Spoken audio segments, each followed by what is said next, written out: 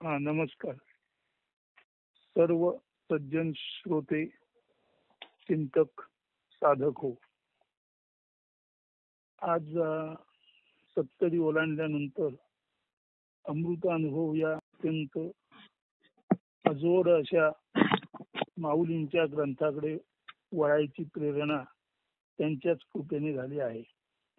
आता या ग्रंथामध्ये मूळ ज्या 10 प्रकरणात 800 ओव्या आहेत, त्या ओव्या आपल्याशी जो बोलत आहे आणि पुढे त्याच्याद्वारे जो ग्रंथ सिद्ध होणार आहे त्याचा लेखक म्हणजे प्रस्तुत नारायण पाटणकर, तो या ग्रंथाकडे वळताना त्याने आपल्या भाषेमध्ये ओवीरूप अनुवाद केलेला आहे.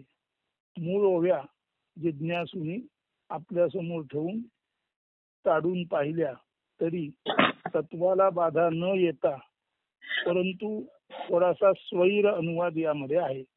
आता स्वैर अनुवाद याचा अर्थ अमर्यादितपणा असा नाही, तर तत्व शाबूत ठेवून स्वैर अनुवाद आहे. आता हा स्वैर अनुवाद म्हणताना हा ग्रंथ पाहताना एक पूर्वीपासून निवृत्ती, ज्ञानदेव, सोपान, मुक्ताई या 4 भावंडांकडे पूर्वीपासून पाहण्याचा एक वेगळा दृष्टिकोन या लेखकामध्ये आहे आणि त्या दृष्टिकोनाला अनुसरून ही भूमिका आहे. आणि एकदा का ही भूमिका आपल्याला समजली की या अमृतानुभवामध्ये कोणत्या तऱ्हेने लेखक पाहतो, त्याला हा अमृतानुभव कसा आला, बाहेर पडला, जाणीवेतून, ज्ञानातून आला, हे कसं आलं हे त्याला जे कळलेलं आहे ती ही भूमिका आहे. आता ही भूमिका सर्वांना मान्य होईल अथवा नाही याबद्दल प्रस्तुत लेखक काही आपलं मत देऊ शकत नाही. प्रत्येकाला अर्थातच स्वतंत्र अभ्यास आहे, चिंतन आहे, मनन आहे, परिशीलन आहे, त्यांनी योग्य ठरवावं. तर आता आपण या भूमिकेकडे वळूया. अमृतानुभव पाहताना एक भूमिका अशी आहे की निवृत्ती, ज्ञानदेव, सोपान, मुक्ताई ही खऱ्या अर्थाने 4 अलौकिक भावंडे आहेत. त्यातील निवृत्ती, ज्ञानदेव, सोपान, मुक्ताई या 4ही शब्दांचा अर्थ आणि शिव आणि आदिमाया या 2 अधिक शब्दांचा अर्थ स्पष्ट झाला की ही भूमिका आपल्याला स्पष्ट होईल. असं आहे की विश्वनिर्मितीपूर्वी काय होतं.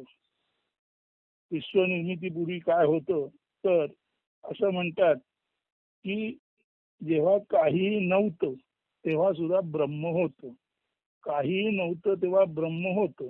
म्हणजे ब्रह्म याचा अर्थ असणे नसणे याबद्दल काही बोलता येत नाही अशी एक अवर्णनीय स्थिती.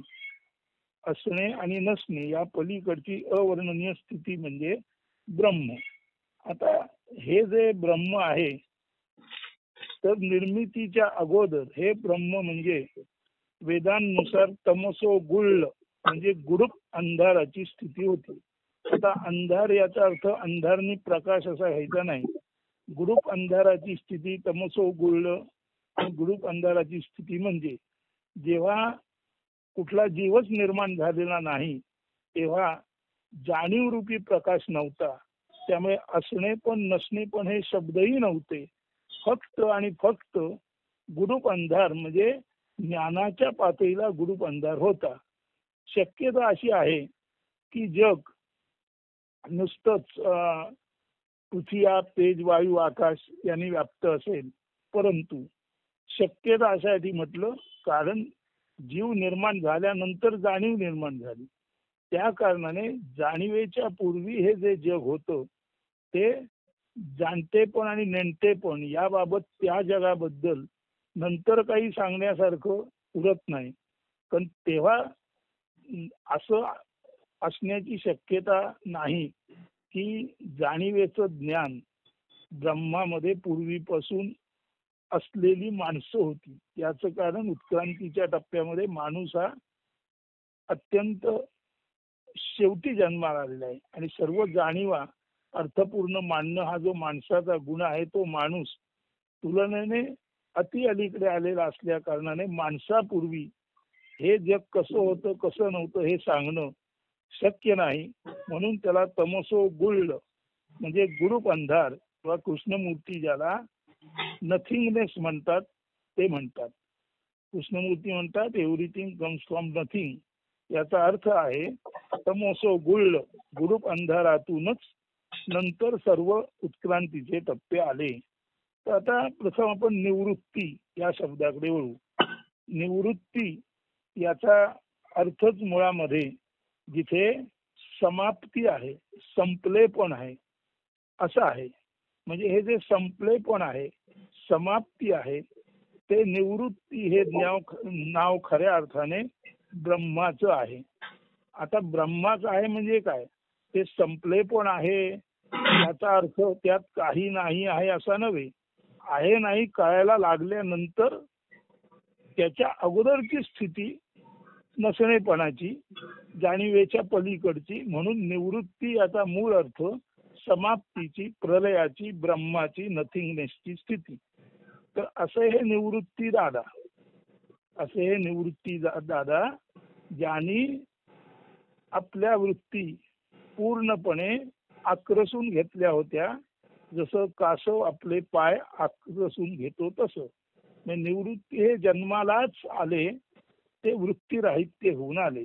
तर अशा निवृत्तीला ब्रह्माला ज्ञानदेव, आता ज्ञान म्हणजे जाणीव, या विश्वाबद्दलच्या जाणीवा, हे विश्व कसं जन्माला आलं याची उत्सुकता असलेला जो त्यांचा धाकटा भाऊ आहे ज्ञानदेव, तो पुच्छा करतो, अहो निवृत्ती दादा, म्हणजे हे ब्रह्मरूपा, तुम्ही तुमचं स्वरूप, तुम्ही तुमचं मूळ असणे पण आमच्या पुढे प्रकट करा.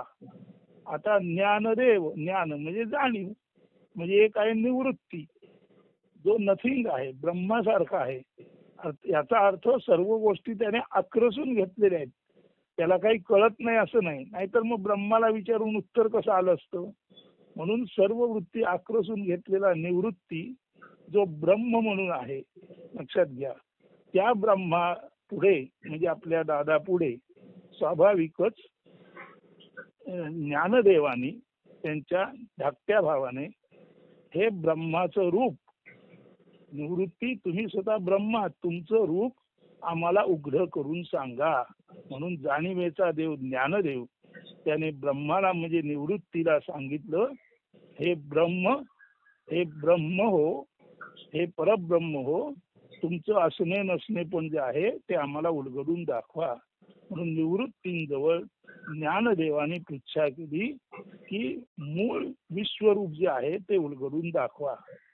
आता प्रश्न असा आला, निवृत्तीला विश्वरूप उलगडून दाखवताना तुम्ही एक कल्पना अशी करा, एक हद्द आहे, पलीकडे निवृत्ती आहे आणि अलीकडे ज्ञानदेव आहे, आणि अलीकडे आणि पलीकडे जे आहे त्याला हद्द म्हणजे शिव म्हणतात, लक्षात ठेवा.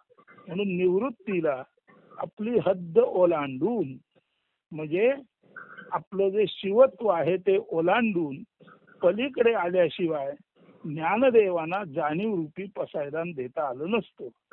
म्हणून निवृत्ती ज्ञानदेवांना म्हणतात, अहो ज्ञानदेवा, तुम्ही ज्या गुरूप अंधाराबद्दल आणि त्याच्या असणे नसणेपणाबद्दल मला विचारता, तर मी तुम्हाला असं सांगतो, ज्ञानदेवा, तुम्हीच स्वतः गूढ प्रगूढ प्रगाढ अशा ध्यानामध्ये जा. म्हणजे निर्विचार, निर्द्वंद्व, निशब्द होऊन तुम्ही केवळ आणि केवळ शांतीमध्ये, ध्यानामध्ये असा आणि जास्तीत जास्त श्वासावर अवधान ठेवा. तर अशा अवस्थेमध्ये जेव्हा ज्ञानदेव ध्यानामध्ये गेले, तेव्हा ज्ञानदेवांच्या अंतर्गत असलेली चेतना, आता प्रत्येकाच्या चेतना आहेच, कारण चेतनेशिवाय बोलणं शक्य नाही, ऐकणं शक्य नाही, जाणणं शक्य नाही, परंतु ती चेतना, ते चैतन्य रूप सलील, ती चेतना पाण्यासारखी आहे. हे चैतन्य रूप सलील म्हणजे चैतन्य रूप पाणी किंवा पाण्यासारखी असणारी चेतना जोपर्यंत स्टँड स्टील होत नाही, स्थिर शाश्वत होत नाही, तोपर्यंत त्या चेतनेमध्ये कुठल्याही तऱ्हेचं दृश्य रूप, जाणीव रूप येणं शक्य नाही. म्हणून ब्रह्माला निवृत्तीला जाणीव रूपी ज्ञानदेवानी विचारलं, तुमचं ब्रह्मरूप उलगडून दाखवा. तेव्हा ते म्हणाले, ज्ञानदेवा तुम्ही गाढ समाधीत जा आणि तुम्ही गाढ समाधीत जाल तेव्हाच मी ब्रह्म असलो तरी शिव म्हणजे तुमच्या आणि आमच्या मधली हद्द ओलांडून तुमच्यामध्ये ज्ञानरूपाने प्रकट होईल. तर निवृत्तीला ज्ञानदेवानी ब्रह्मरूप उलगडून दाखवताना निवृत्तीने हद्द म्हणजे अलीकडे आणि पलीकडे अशी जी हद्द आहे ती ओलांडून स्वतः निवृत्ती ज्ञान आणि वृत्तीने एकाकार झाले. म्हणजे जे निवृत्ती होते ते शिवतत्व ओलांडून ज्ञानदेव आणि निवृत्ती ज्ञान एकाकार झाले, ज्ञानाच्या पातळीला एक झाले. आता हे ज्ञानाच्या पातळीला एक होताना निवृत्ती आणि ज्ञानदेव एक होताना काय आहे, एक ऍक्टिव्हिटी त्यामध्ये आहे. म्हणजे निवृत्ती जे आहे, जे ब्रह्म आहे त्याच्यामध्ये सुद्धा एनर्जी इनऍक्टिव्ह स्वरूपात आहे. म्हणजे अक्रियान्वित स्वरूपात ब्रह्मामध्ये जी शक्ती आहे ती निवृत्ती जेव्हा शिव म्हणजे हद्द ओलांडून ज्ञानरूप आकार एक होऊन ज्ञानेश्वरांच्या ध्यानामध्ये ज्ञानरूपाने प्रकटले तेव्हा त्यासाठी त्या ब्रह्माला आपल्यातील जी इनॅक्टिव्ह चेतना आहे म्हणजे अक्रियान्वित चेतना आहे तिचा वापर करावा लागला. मग ती कोण? ती आहे, लक्षात घ्या, मुक्ताई.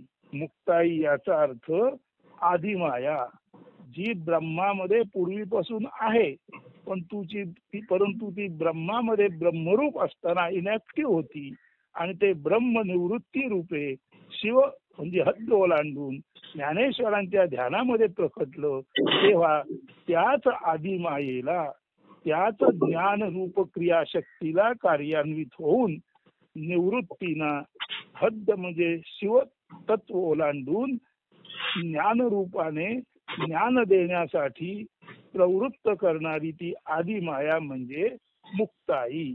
आता प्रश्न उरला सोपान. सोपान म्हणजे पायऱ्या.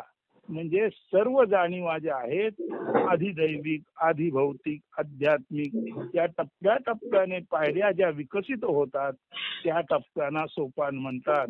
म्हणून निवृत्ती देवाना आपल्या थोरल्या बंधूंना जे गुरु म्हणून ज्ञानेशांचे होते त्या गुरुला ज्ञानदेवानी म्हणजे जाणीवेच्या देवानी, ज्ञानासाठी उत्सुक असलेल्या देवाने प्रार्थना केली की तुमचं स्वरूप आत्मतत्व ब्रह्मतत्व प्रकट करा. तेव्हा निवृत्तीने आपल्यात लपलेल्या इनॅक्टिव्ह शक्तीला आदिमाया म्हणजे अर्थातच मुक्ताईला म्हणजेच तिच्या मदतीने निवृत्ती, मुक्ताईच्या मदतीने निवृत्ती आपल्यातील इनॅक्टिव्ह एनर्जी ऍक्टिव्ह करून शिव म्हणजे वेस ओलांडतो आणि निवृत्ती आणि ज्ञानदेव हे वृत्ती आणि ज्ञानाने एकाकार होतात. आणि वृत्ती आणि ज्ञानाने एकाकार होता होता अनेकानेक ज्ञानाचे टप्पे त्या ज्ञानदेवांना कळतात, त्याला म्हणायचं सोपान. तर निवृत्ती शिव वेश ओलांडून आपल्यातील इनॅक्टिव्ह आदिमाया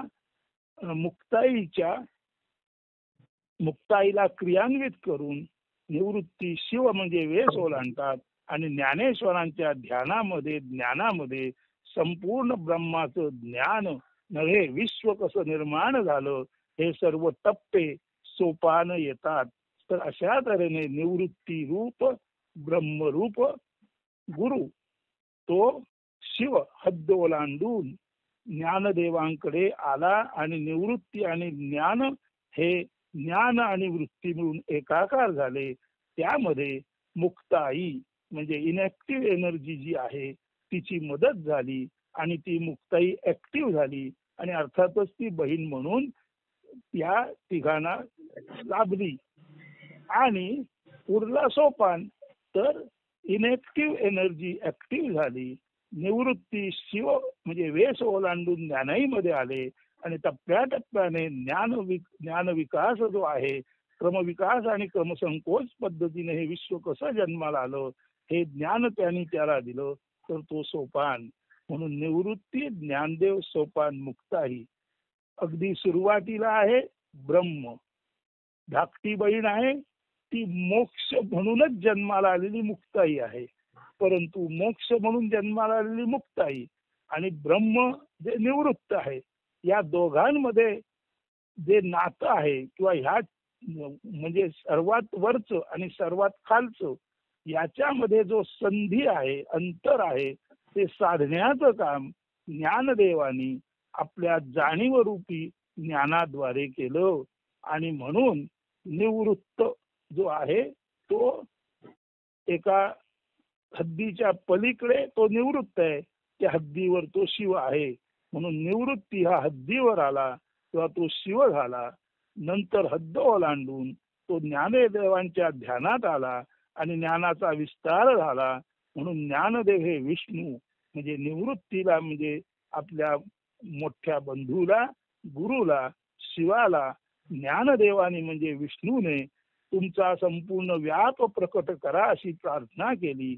आणि तो व्याप म्हणजे विष्णू तत्व जे ज्ञानेश्वरांमध्ये सर्व प्रकट झालं, ते होताना आदिमाया म्हणजे इनॅक्टिव्ह एनर्जी जी निवृत्त रूपान होती ती ऍक्टिव्ह झाली आणि पुढे ती निवृत्ती ज्ञानदेव सोपान यांची धाकटी बहीण म्हणून मुक्ताई म्हणून आली.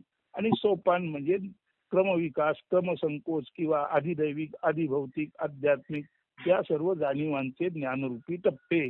तर या अमृतानुभवाकडे बघताना शिवाला, मोठ्या बंधूला, गुरुला म्हणजेच निवृत्तीला, शिव म्हणजे हद्द, पलीकडे आहे निवृत्त म्हणजे समाप्ती, प्रलय, ब्रह्म, त्या ब्रह्मालाच, त्या नथिंगनेसलाच, काही नसलेल्या स्थितीलाच गाढ प्रगाढ अशा आपल्या ध्यानामध्ये ज्ञानदेवानी प्रार्थना केली, अहो निवृत्ती देवा तुमचं रूप उलगडून दाखवा. तेव्हा आपल्या बंधूची दया आली. दया म्हणण्यापेक्षा बंधूचं प्रेम आहे आणि बंधू ज्ञानरूपी विस्तार करू पाहतोय म्हटल्यानंतर निवृत्ती कृपांकित झाले. त्याने आपल्यातच लपलेली आदिमाया जी मुक्ताई आहे तिला ऍक्टिव्ह होण्याची आज्ञा दिली.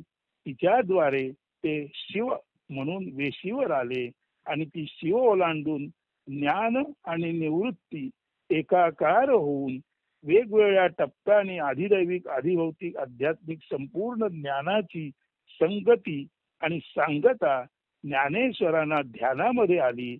आणि या ध्यानामध्ये त्यांना हे संपूर्ण विश्व कसं जन्माला आलं आणि क्रमविकास, क्रमसंकोच पद्धतीने ते कसं येतं जातं हा संपूर्ण उलगडा झाला.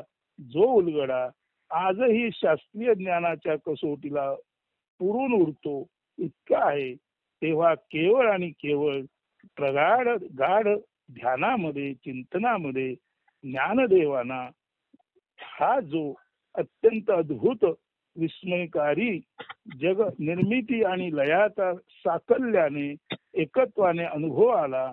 तो अनुभव इतका इतका इतका अवीट आहे की एखाद्या बालकाला उण्यापुऱ्या 21 नव्हेच 20 वर्षाच्या आयुष्यात तो अनुभव यावा आणि तो अनुभव वाचताना आजही आपण रोमांचित व्हावं. अशा अर्थाने अमृतानुभव याचा केवळ आणि केवळ इतकाच अर्थ आहे. पण केवळ आणि केवळ इतका म्हणजे तो लहान अर्थ नाहीये, तो अतिशय महान अर्थ आहे.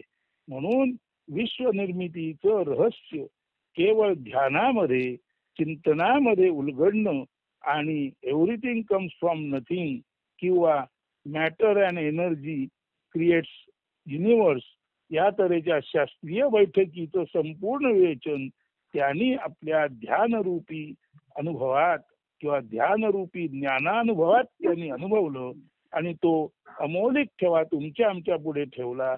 त्याला अमृतानुभव म्हणतात. म्हणजे जाणीवेचं परमोच्च सर्वाधिक मधुर असं पसायदान किंवा भातुके खाऊ कृपा प्रसाद म्हणजे अमृतानुभव. या तऱ्हेने अमृतानुभवाकडे पाहण्याची लेखकाची दृष्टी आहे. उर्वरित भाग पुढच्या अंकामध्ये सुरू होईल. तर अमृतानुभवाकडे पाहण्याची भूमिका ही आता आपल्याला सांगून झाली. अस्तु.